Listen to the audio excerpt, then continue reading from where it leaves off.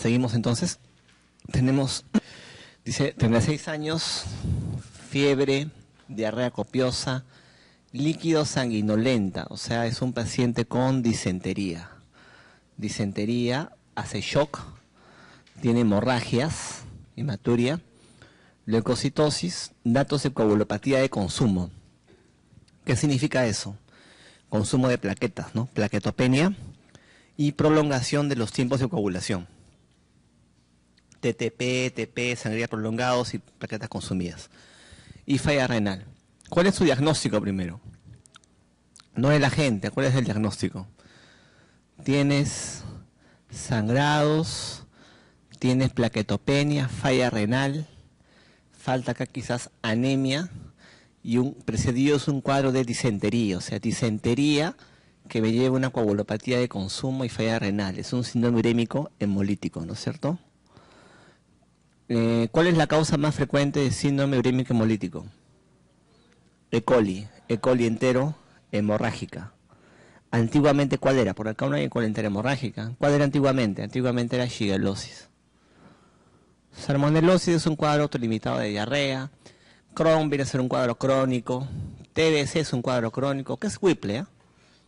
Enfermedad de Whipple me da un cuadro de mala absorción, parecido a giardiosis, acompañado de artritis, encefalitis.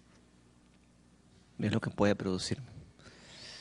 Entonces, la Shigella es la causa más común de disentería basilar. Causa más común de disentería basilar es shigellosis. La Shigella actualmente más frecuente, ¿cuál es? Shigella flexneri, la actual. Antiguamente, ¿cuál era la más frecuente? Shigella disenteria. Shigella disenteria antiguamente era la causa más frecuente. Y la Shigella disenteria, disenteriae, era la causa más común de síndrome urémico hemolítico. Actualmente ya no es, actualmente es E. coli enterohemorrágica. Sin embargo, Shigella, ¿qué me puede producir? La misma Flexneri. Me puede producir convulsiones febriles en niños y ancianos. Una pregunta del año 2015, creo, un ancianito, un adulto mayor con convulsión febril y diarrea, la respuesta era shigellosis. Recuerden que la causa más común de urémico hemolítico es E. coli enterohemorrágica, sobre todo el tipo O157H7, O157H7. Las de acá son las E. colis importantes que producen patología intestinal. ¿Cuáles son las que tienen que recordar sí o sí? La enterotoxigénica, que es la causa más común de diarrea del viajero. Causa más común de diarrea del viajero. Y lo que es la enterohemorrágica, que es la causa más común de síndrome urémico hemolítico.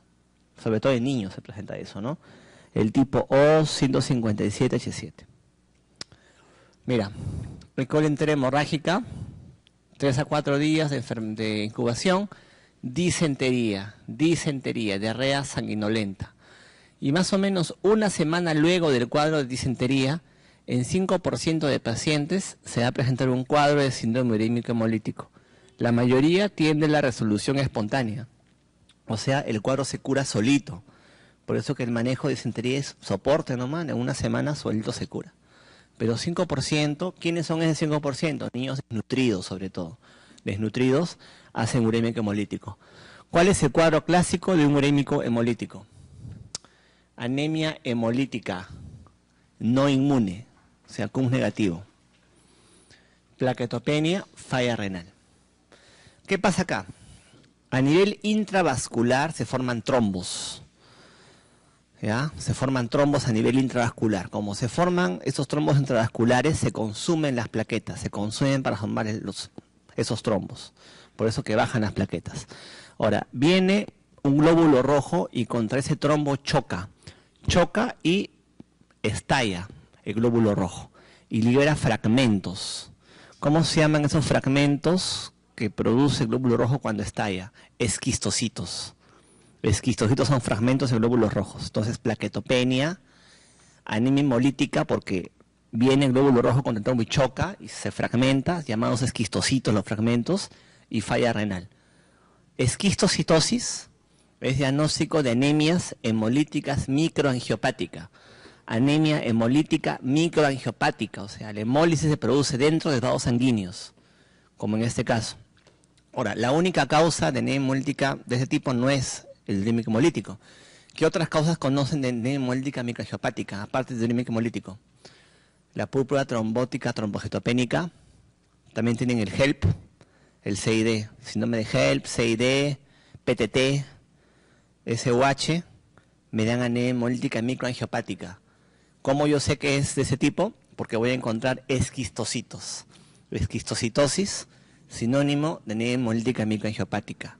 La hemólisis no es autoinmune, como es negativo, es porque el glóbulo rojo ha chocado contra un trombo y estalló. La mayoría, mira, tiene incluso la resolución, el resto pues soporte, ¿no? Whipple, una enfermedad que nunca van a ver, producida por Trophrima whippeli, un bacilo gram positivo intracelular que se localiza dentro de las células del intestino, impide la absorción de nutrientes. Aparte de diarrea con mala absorción, como la giardiosis, va a haber atralgias, baja de peso, encefalitis, adenopatías, melanodermia, ¿no? Pigmentación cutánea. Es una enfermedad rara. Diagnóstico es con biopsia de intestino y se tiñe con PAS. PAS positivo en la mucosa del intestino, que son los gérmenes que se tiñen. Cuadro de mala absorción, raro. Paciente que 6 días después de haber iniciado tratamiento con cefalosporinas comienza con diarrea acuosa sin sangre ni moco, presenta diarrea, dolor tipo cólico, fiebre tipo con un cuadro de dolor cólico, hipersensibilidad exagerada en el abdomen, hemograma, leucocitosis, realización de colonoscopía, múltiples placas exudativas elevadas, con mucosa hiperémica y edematosa. ¿Cuál es su diagnóstico? Tratamiento con cefalosporinas y hace diarrea acuosa. Diarrea acuosa, tiene leucocitosis y el colon muestra placas exudativas en su mucosa. Diarrea acuosa y un paciente que usa antibióticos. ¿Cuál es su diagnóstico? Diarrea por Clostridium. El cuadro que quizá más recuerden de Clostridium difficile será la colitis pseudomembranosa. Ya, esa colitis quizá nunca la vean. Es un cuadro muy severo por Clostridium. Lo usual es una diarrea acuosa común y corriente, con antecedente uso previo de antibióticos. ¿Cuál es el antibiótico que históricamente va con Clostridium? Clindamicina, ¿no? Pero puede ser cualquier antibiótico. ¿Cuál es el manejo de elección para diarrea por Clostridium? Depende. Los cuadros leves a moderados significa que van sin leucocitosis y sin falla renal, se manejan con metronidazol endovenoso.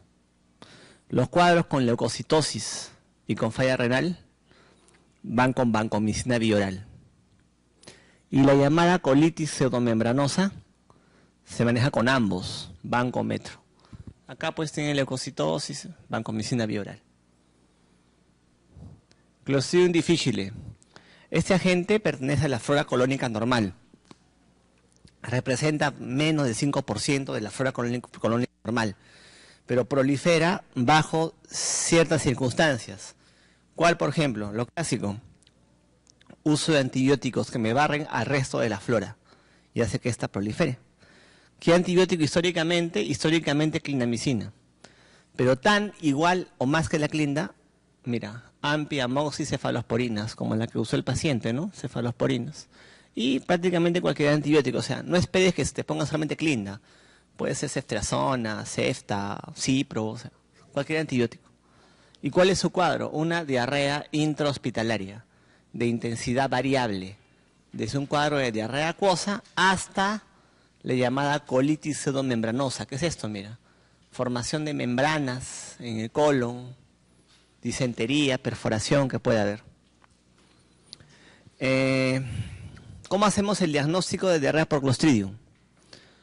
Tenemos un paciente, ponte, diabético, anciano, le das con neumonía, le das ceftriaxona y a los 3-5 días se queja de diarrea. Acuosa, común y corriente. Entonces, ¿cómo haces el diagnóstico? ¿Qué le pides al paciente para identificar el Clostridium? ¿Cultivos? Este agente, este germen no puede cultivarse. Es de difícil cultivo. Por eso que su nombre es así, Clostridium difficile, porque es de difícil cultivo, pues. Entonces, ¿qué le pides al paciente? Toxinas en heces. Toxina A en heces para Clostridium diagnóstico. Mira lo que hace la toxina. La toxina mesfacela la mucosa del intestino, la levanta la mucosa del intestino y me da formación de pseudomembranas. Como les mencioné, manejo metronidazol. Leva moderada, sin leucocitosis, sin falla renal. Con leucocitosis, con falla renal, banco bioral. Es la única indicación de banco bioral. Y pacientes con cuadros de colitis pseudomembranosa, ambos. Ya sabes, no esperes ver la colitis pseudomembranosa, el paciente con disentería que bota membranas, ese paciente se muere, ¿ya? Se perfora, se muere. Lo normal, lo usual que vas a ver es una diarrea común y corriente. Paciente que está con su neumonía y se queja que se le aflojó el estómago. Entonces, antes que pensar que le han dado algo en el cuáquer, en la leche, tienes que pensar en diarrea por Clostridium, causa de diarrea intrahospitalaria. La sífilis secundaria está caracterizada por lo siguiente, que Argyll-Robertson, cuadro general, cuadro cutáneo, cuadro sanguíneo por treponema, linfanopatías. La sífilis secundaria es el cuadro más sistémico de sífilis y se debe a la diseminación hematógena de la espiroqueta. Se debe a la diseminación hematógena de la espiroqueta. La sífilis secundaria se debe a la diseminación hematógena de la espiroqueta. O sea, más o menos unas 4 semanas post contacto sexual va a aparecer lo que es la úlcera genital primaria, ¿no? La sífilis primaria. Es una úlcera única, indurada, indolora, no purulenta. Esa úlcera, como no duele, el paciente no le hace caso y 4 semanas después la úlcera se cierra por sí solita. Se cierra, ¿qué significa? Que la espiroqueta que estaba en la superficie se interna, se hace sanguínea, hematógena, y la enfermedad se disemina. Y la enfermedad reaparece 4 semanas luego que la úlcera cerró, como la enfermedad más sistémica de todas, llamada sífilis secundaria. La luz secundaria entonces es la diseminación hematógena de la espiroqueta. Y me puede dar absolutamente cualquier tipo de cosa, cualquier tipo de cuadro clínico. De cualquier tipo de cuadro clínico, ¿cuál es el cuadro clínico más importante, más clásico, característico? El cuadro cutáneo linfático.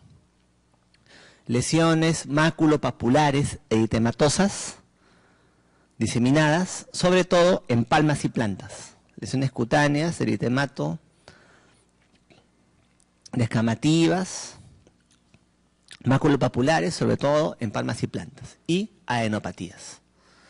Si esa luz secundaria no se maneja bien o no se maneja, la enfermedad igual se autolimita, pero reaparece años después como en sífilis terciaria, que en vez de un cuadro neurológico, un cuadro cutáneo, las gomas, ¿no es cierto? Y un cuadro a nivel de la aorta también.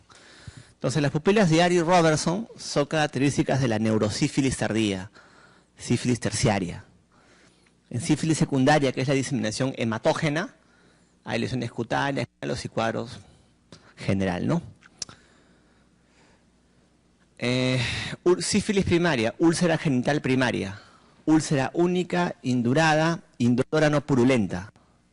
Única, indurada, indolora no purulenta. Esa úlcera puede ser genital, anal, oral, dependiendo del contacto del paciente. Como la úlcera no duele, no le hace caso al paciente, la úlcera se cierra solita. Se cierra solita y significa que la espiroqueta se ha hecho hematógena, se disemina. Y la enfermedad reaparece más o menos un mes después como la forma más sistémica de sífilis, llamada sífilis secundaria, que me puede dar absolutamente cualquier cosa. Por eso que la luz secundaria es conocida como la gran simuladora, la gran imitadora. La gran imitadora inicial, original, fue la sífilis secundaria. Después ya se sumó la T de Bruselas y lo que conoce. Dentro del cuadro en general que me puede dar, que es lo clásico, cuadro cutáneo. Lesiones maculopapulares, descamativas, diseminadas, sobre todo en palmas y plantas, junto con ganglios y síntomas generales, bueno, baja de peso, fiebre, etc. También que puede producir la luz secundaria, alopecia, por ejemplo, entre otro tipo de cuadros. Ya pues años luego de la sífilis secundaria, si no se manejó, aparece lo que es el cuadro terciario. El cuadro terciario se desarrolla 10 a 30 años luego del cuadro primario. Por eso que la sífilis terciaria ya no se ve. ¿Por qué no se ve la terciaria? Porque tendrían que pasar 10 a 30 años luego de tu úlcera genital y que no hayas recibido ni un antibiótico, cosa que ahora es imposible, ¿no? La era preantibiótica obviamente que sí, era muy factible, pero ahora pues que en la farmacia te dan penicilina de 1.000.000 y amoxi no sé qué por cuántos días, por cualquier cosa, ya pues puede que tengas tu sífilis primaria, no le hiciste caso, tuviste un problema en la garganta, te dejaron tu penicilina de 1.000.000 por ahí o no sé cuánto, y probablemente pues a la sífilis secundaria ya la anuló, ¿no? Hasta ahí nomás quedó. Por eso que ya no se ven cuadros de sífilis terciaria. Esta sífilis terciaria, ¿por qué se caracterizaba? Por lesiones cutáneas, gomas sifilíticas. Gomas sifilíticas. ¿Qué es una goma? ¿A qué llaman una goma? Una goma es un nódulo cutáneo que reblandece y fistuliza. Acá no se ve bien, acá se ve mejor, mira. Nódulos que reblandecen y se ulceran. Nódulo que se ulcera es una goma. Una goma no es patognomónico de sífilis. También se puede ver en qué? Tuberculosis cutánea. También se ve en micobacterias atípicas. También se ve en esporotricosis. Primero pensarían actualmente eso, ¿no? TS, pues, ¿no? Lues ya no. También la sífilis terciaria, ¿qué me da? Aortitis sifilítica, mira. Una aortitis de la aorta ascendente, un aneurisma de aorta ascendente, ¿no? Hay una necrosis de las 3 capas de la aorta, sobre todo la aorta ascendente. Entonces, la terciaria me da sífilis cardiovascular, aortitis, cuadro cutáneo y la neurosífilis tardía, donde también se encuentran las pupilas de Argyll Robertson, ¿no?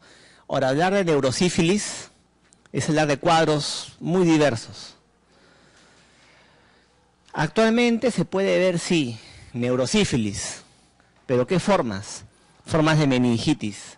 Incluso desde sífilis primaria, secundaria, pueden haber formas de meningitis sifilítica, pero sobre todo en pacientes VIH inmunosuprimidos. Las formas de neurosífilis tardía que pertenecen a la terciaria son las que se presentan 10 a 30 años luego del chanco primario y son las parenquimatosas, el tabes dorsal y la parálisis general progresiva, una demencia que aparece en la sífilis. Estas neurosífilis de 10 a 30 años luego del cuadro primario son las que ya no van a ver, las neurosífilis avanzadas o tardías. Las que sí van a ver son las formas meningias, desde el arranque puedes encontrar, diferenciar con MEC-TBC, sobre todo ¿en qué pacientes? En pacientes con infección por VIH. El TABES, por ejemplo, una forma de la enfermedad avanzada. Mira, el TABES dorsal, 10 a 30 años post cuadro primario, eso ya no lo van a ver. ¿Por qué ser caracterizada? Por desmielinización del cordón posterior, alteración de sensibilidad proprioceptiva, ¿no? También las pupilas de Argyll Robertson, ¿no? ¿Se acuerdan cuáles eran estas pupilas de Argyll Robertson? Aquellas pupilas que no son reactivas a la luz, pero sí lo son a la acomodación.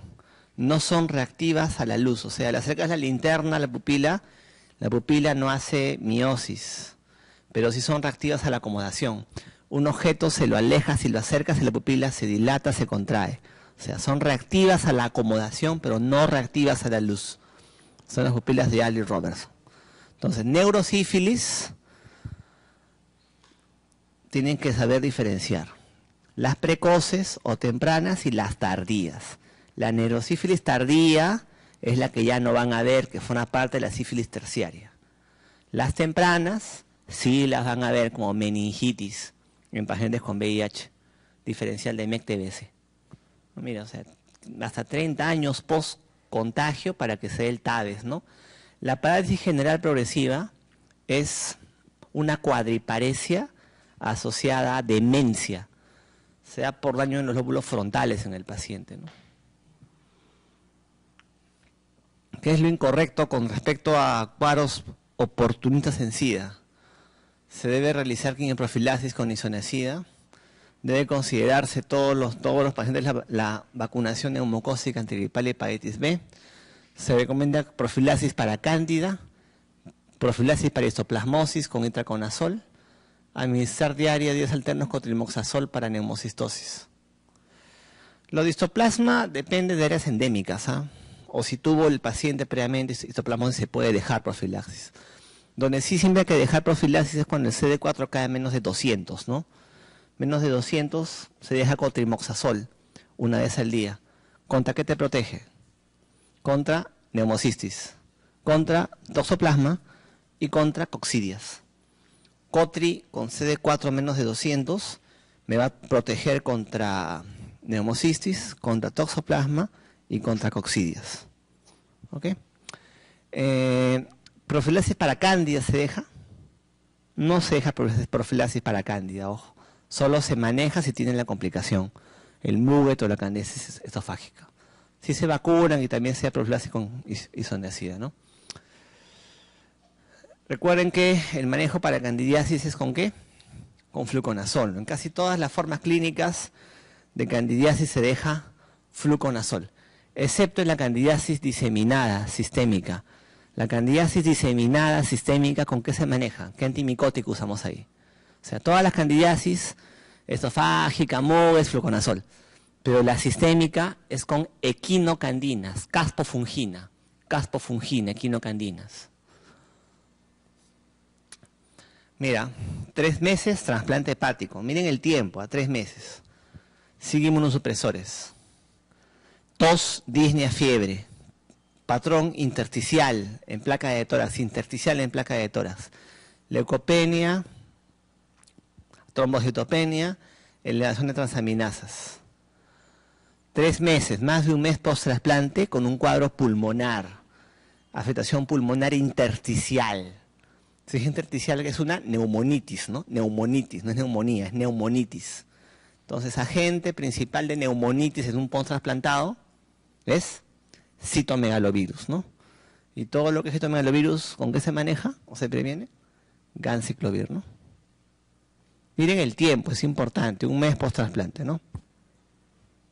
Difusa de intensidad progresiva, 2 horas después, vómitos alimenticios sucesivos, precedidos de náuseas, fiebre, lenguaje que no se entiende, somnolencia, que queja de dolor de cabeza, cefalea. Tinción grande LCR, cocobacilos gram negativos. Ya. En una meningitis bacteriana,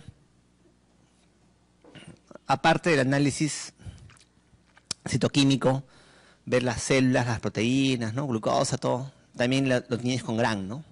El GRAM tiene una sensibilidad desde 60 a 90%. O sea, en 60 a 90% de los casos, tú vas a poder ver el germen con el GRAM del LCR. Tienes 4 posibilidades. O son diplococos gram positivos, que serán neumococos. O son diplococos gram negativos, que serán meningococo. O son cocobacilos gram positivos, que es Listeria monocitógenes. O son cocobacilos gram negativos, que son Haemophilus influenza. O sea, diplococos gram positivos, neumococo. Diplococos gram negativos, meningococo. Cocobacilos gram positivos, Listeria. Cocobacilos gram negativos, Haemophilus influenza. ¿Qué será este? Cocobacilo gram negativo, Haemophilus influenza. Ahora, los antibióticos para meningitis empíricamente, ¿cuáles son? En caso que sea sospeches listeria, es ampicilina, ¿no es cierto? Listeria es ampi. Pero tanto neumococo, meningococo y Haemophilus se manejan con cefalosporinas de tercera generación. Ceftriaxona o cefotaxima. Ceftriaxona o cefotaxima. Manejo empírico, mira. Haemophilus influenza, tipo B, ¿no? Céfalos de tercera. Meningococo, céfalo de tercera. Neumococo, céfalo de tercera. Salvo que sea listeria, ampi. Por eso que empíricamente, ¿qué significa un antibiótico empírico? No sé qué germen es, pero voy a darle contra los más frecuentes, bueno. Más frecuentes neumococo, meningococo, Haemophilus. Los 3 me los cubre. Listeria, recuerden, es raro. Solamente lo pienso en algunas circunstancias. ¿En qué pacientes voy a encontrar listeria? Extremos de la vida, ¿no? Hacemos de la vida inmunosuprimidos. Ahí podré pensar en listeria. Esquema para meningitis bacteriana. Mira, menos de 50 años, Bancoseptria, más de 50 años, le agrego ampicilina. ¿Para qué le agrego ampicilina?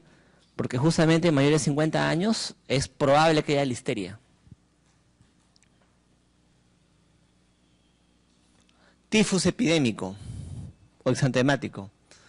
Ya saben que la rickettsiosis en el Perú, la que se encuentra es el tifus exantemático epidémico, producido por Rickettsia prowazekii. Rickettsia prowazekii. ¿Cuál es su vector? El piojo del cuerpo, el Pediculus humanus corporis. Pediculus humanus corporis. Tifus exantemático epidémico, picadura de piojos del cuerpo. ¿Dónde se encuentra en el Perú? Sierra Central, Sierra Sur. Sierra Central, Sierra Sur. Cusco, Ayacucho, por ahí. ¿Cuál es el cuadro clínico? Mira, no es nada específico. ¿Ah? Si te dijera que el paciente viene de Piura y tiene fiebre, cefalea orbital y frontal y mialgias, y rash puede ser un dengue, ¿no es cierto? Ya, pero este viene pues de Cusco, de Paucartambo, ponte, ¿ya? Fiebre, cefalea, bifrontal, mialgias, exantema. ¿Sabes por qué se llama tifus? ¿Qué significa tifus? Parecido a la tifoidea. O sea, fiebre, cefalea, rash también, ¿no? O sea, te interesa la procedencia. La mortalidad aproximada es de un 30% de los pacientes porque hace vasculitis sistémica el paciente. O sea, fiebre, cefalea, rash, sierra central, tifus. ¿Cuál es el método diagnóstico de elección para tifus? Inmunofluorescencia. Inmunofluorescencia indirecta. IFI. Inmunofluorescencia. Antibiótico de elección, doxiciclina. Doxiciclina. Recuerda que la doxiciclina le pega bien a los gérmenes intracelulares. La Neisseria gonorrhoeae es el agente causal de la gonocosia, ¿no? Infección exclusiva de la especie humana. La forma clásica del varón es la uretritis con exudado purulento, cervicitis en un 50%, paciente con antecedente de gonocosia, dice. A ver, una paciente con antecedente gonorrea, gonocosia, presenta una presión, una molestia en el hipocondrio derecho, defensa muscular, fiebre y un roce audible en hipocondrio. ¿Qué tiene que ver el gonococo, la Neisseria gonorrhoeae, con una afectación en el hipocondrio derecho en las mujeres? ¿Cómo se mide el síndrome? Recuerden que el gonococo en las mujeres me puede producir una EPI, una enfermedad pélvica inflamatoria. ¿Qué es una EPI? Una salpingitis, ¿no? O sea, la pus está en las trompas, sale por las fimbrias y cae al peritoneo. Y esa pus se dirige o se acumula en el espacio perihepático y me produce una perihepatitis. Y esa perihepatitis secundaria a una EPI por gonococo se llama síndrome de Fitzhugh-Curtis. Fitzhugh-Curtis. Fitzhugh-Curtis. El cuadro clínico se puede asemejar a una colecistitis, pero es antecedente de una mujer con EPI, con salpingitis. Son todos los cuadros en los cuales puede participar gonococo. Uretritis, epididimitis, endocervicitis, EPI, ¿no? Esta EPI viene a ser justamente una salpingitis, pus en las trompas. La pus sale por las fimbrias, invade el espacio perihepático y me da una perihepatitis. Síndrome de Fitzhugh-Curtis es lo que se produce. Perihepatitis. Como es perihepatitis, solamente se inflama la cápsula de Gleason. No se inflama el parénquima hepático. No se inflama el hígado. O sea, enzimas hepáticas van a estar normales. Normales. Tener en cuenta. También que puede producir enfermedad gonocócica diseminada. ¿Cuál es la característica de la enfermedad gonocócica diseminada? Me da un síndrome de artritis dermatitis. Artritis dermatitis. Me da una mono u oligoartritis más pústulas en palmas y plantas.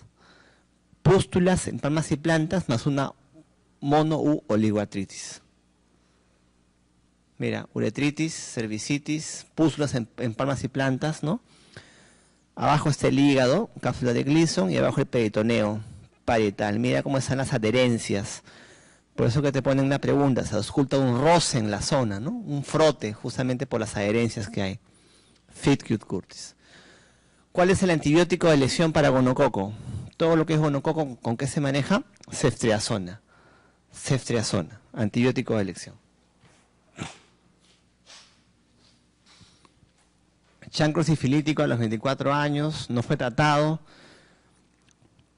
no recuerdan con qué medicación, siguiendo sin secuelas, consulta porque de hace 2 años viene presentando trastornos del carácter, con gente con irritabilidad fácil, así como pérdida de memoria para hechos recientes, disminución de la capacidad para concentrarse, apatía y desinterés.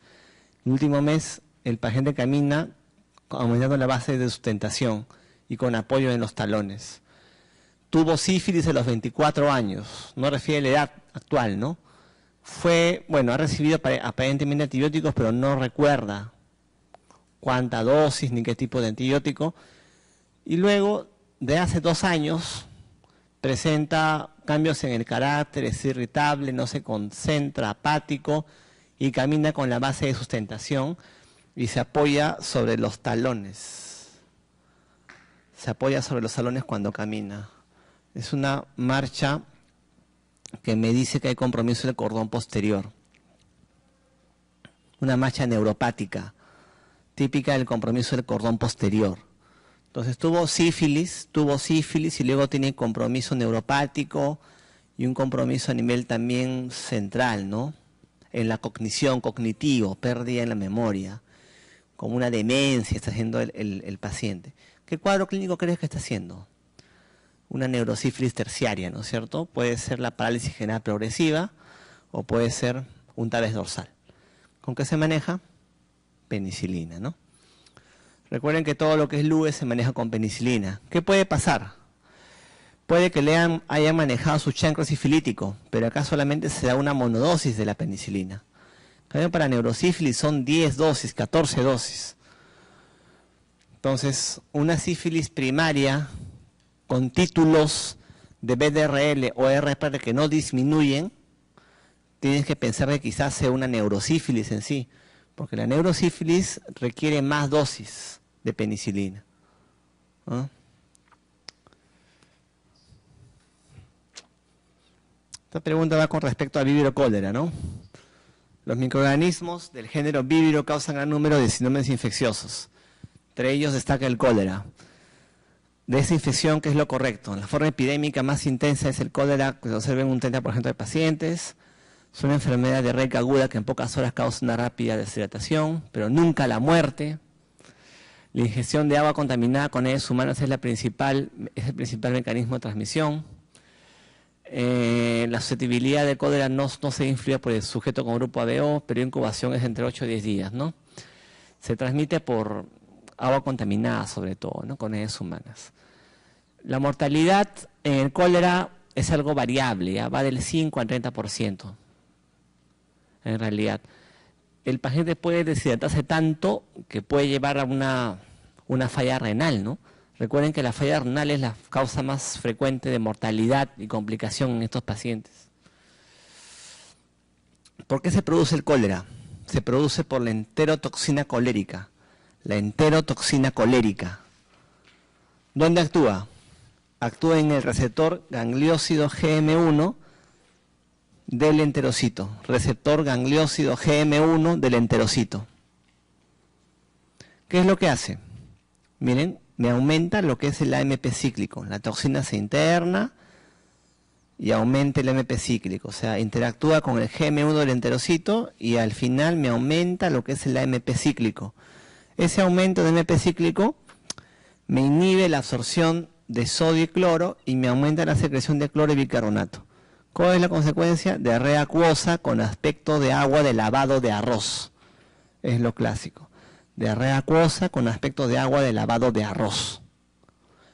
¿Cuál es la piedra angular del manejo de diarrea por cólera? ¿Qué es lo más importante? La rehidratación. La rehidratación.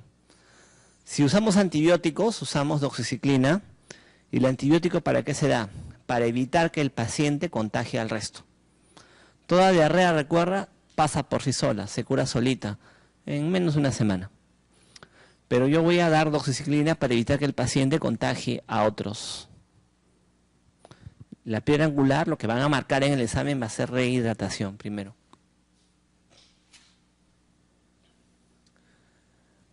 Ictericia, hiperazoemia, o sea, falla renal, hemorragia, anemia, trastorno de conciencia, fiebre, o sea, un síndrome febril, ictérico, hemorrágico, ¿no? Ictericia, hemorragia, fiebre, ictérico, hemorrágico, febril. ¿Cuáles son las causas de ictericia, hemorrágica, febril? Síndrome ictérico, hemorrágico, febril. ¿Qué tenemos? Causas de eso. Fiebre amarilla, malaria, bartonella, hepatitis, leptospirosis, ¿no? Leptospirosis. ¿Cuál tenemos acá? Leptospira, ¿no? Y hemos visto eso, enfermedad de Weil, ¿no? Ictérico, hemorrágico, febril. ¿Cuál es el método diagnóstico que se pedía? El test de aglutinación microscópica o de microaglutinación. ¿Qué otro dato buscarás ahí? Recuerden compromiso pulmonar, ¿no? Neumonitis hemorrágica. ¿Cómo se maneja? Penicilina, ¿no?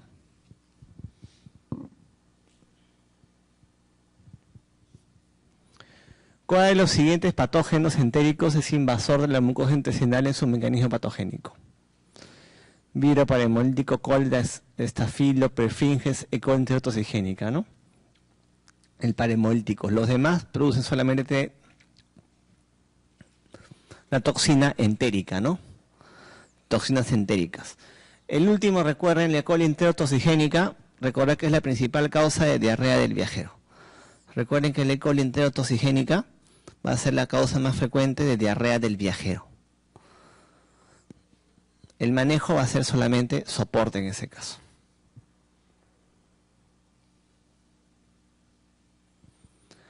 Trabajador de construcción que llega con una herida puntiforme en la planta del pie, producida por pincharse con una punta en el trabajo. No recuerda si fue vacunado o no frente al tétanos. ¿Cuál sería nuestra actitud? Poner una dosis de toxoide, recomendar revisión periódica, iniciar vacunación con toxoide, administrar gamaglobulina como medida para prevenir la infección, penicilina, tapar la herida, debridación quirúrgica y gamaglobulina. Herida puntiforme en planta del pie. Se pincha con una punta en el trabajo. No recuerda si fue vacunado o no frente al tétanos. ¿Qué tenemos para la inmunización en el tétanos? Tenemos el toxoide y tenemos la inmunoglobulina, ¿no es cierto? El toxoide y la inmunoglobulina. El toxoide es la vacuna antitetánica. Son antígenos para que tú mismo hagas tus propios anticuerpos. Es el toxoide. Es la vacuna antitetánica. Son antígenos para que yo mismo haga mis propios anticuerpos. Una vez que te ponen el toxoide, la vacuna, ¿a los cuántos días tú vas a comenzar a desarrollar, a formar tus anticuerpos? A partir de 5 o 7 días. Uno es el toxoide, otro es la inmunoglobulina. La inmunoglobulina ya son anticuerpos formados. De arranque te doy anticuerpos. ¿Cuándo requiero anticuerpos ya formados? Voy a requerir anticuerpos formados en una exposición grave. Una herida profunda, desgarrada, de más de 6 horas de evolución contaminada, es una herida grave. Y una herida grave, ¿cuál es el problema? Que el periodo de incubación puede que sea más corto. Si es más corto y te pongo solo el toxoide se demora ¿cuánto? Una semana en hacer anticuerpos. Yo requiero en ese momento anticuerpos, ¿qué le pongo? Inmunoglobulina. O sea, en heridas graves, inmunoglobulina y toxoide. En heridas no graves, solo toxoide. Ahora, ¿con cuántas dosis de vacuna tú ya estás inmunizado antitetánica? 3 dosis en toda tu vida. Obviamente, si te viene un paciente que no sabe, ¿tú cómo lo consideras? Como no vacunado, ¿no es cierto? No sé, no vacunado. Entonces, ¿qué tengo que darte ahí? Ten en cuenta que es una herida puntiforme, ¿no? Una herida puntiforme, ¿no? No contaminada, limpia, solo toxoide. Entonces, ¿qué es una herida tetanógena, peligrosa? tetanógenas de más de 6 horas, estrellada, avulsionada, contaminada, profunda, desgarrada, etc. La otra, poco profunda, lineal, menos de 6 horas, no infectada, herida no tetanógena. ¿Cuál es el problema con las tetanógenas? Que la incubación puede que sea más cortita. O sea, la enfermedad se desarrolle más rápido. Ya. Estas, ¿no? Profundas, desvitalizadas, atricciones son tetanógenas. Ya. ¿Qué nos dice? Dosis puesta, dosis que cuenta. Un paciente protegido es el que al menos ha recibido 3 dosis. A lo largo de toda su vida. De toda su vida. Puede ser una dosis a los 5 años de edad, otra a los 20 y otra a los 50. Son 3 dosis en toda tu vida. En una herida no tetanógena, si estás bien protegido, o sea, bien inmunizado, no se coloca nada. ¿Ya? No, o sea, si has recibido tus 3 dosis, no se coloca nada. Salvo que la última dosis haya sido hace más de 10 años. Sí, doctor, me coloqué, ¿no? Ahí está mi carnet, hace más de 10 años. Ah, te coloco un refuerzo. Si el paciente no está inmunizado, ¿y a qué se llama no protegido? Que no ha recibido ninguna dosis o dosis insuficiente, solo 1 o 2 que se coloca, toxoide. En el caso del paciente no sabía si había estado vacunado. Al que no sabe, tú lo consideras como un no vacunado, ¿no? Toxoide. Si es una herida peligrosa, tetanógena, contaminada, como les he mencionado, igual, estás bien inmunizado, o sea, has recibido tus 3 dosis, no se coloca nada. Salvo que la última dosis haya sido hace más, ahora mira, de 5 años, un refuerzo. Pero si un paciente no está protegido, ¿y a qué se llama esto? Que no ha recibido ninguna dosis o dosis insuficientes, 1 o 2, se coloca el toxoide, la vacuna, más la inmunoglobulina. ¿Por qué? La inmunoglobulina y es un anticuerpo formado. El toxoide es un antígeno para que tú hagas tus anticuerpos. Pero esos anticuerpos se forman ¿en qué momento? A la semana, pues, ¿no? 5 días a la semana, mucho tiempo. Como es una herida muy peligrosa, puede que la incubación de la enfermedad sea muy corta. Tenemos que dar inmunoglobulina. ¿Cuál es el problema de la inmunoglobulina? ¿Por qué no le ponemos a todos mejor, no? Porque esa inmunoglobulina es muy antigénica, ¿no? No es de origen humano a veces, ¿no? Entonces tienes mucho riesgo de reacción anafiláctica. Tienes que tener mucho cuidado. Incluso puede haber reacción cruzada con otras inmunoglobulinas, otros sueros, ¿no? Los sueros son las inmunoglobulinas. También puede haber reacción cruzada con el suero antirrábico, antiloxoceles, antibotrox. Tener cuidado con eso. Mucha reacción anafiláctica.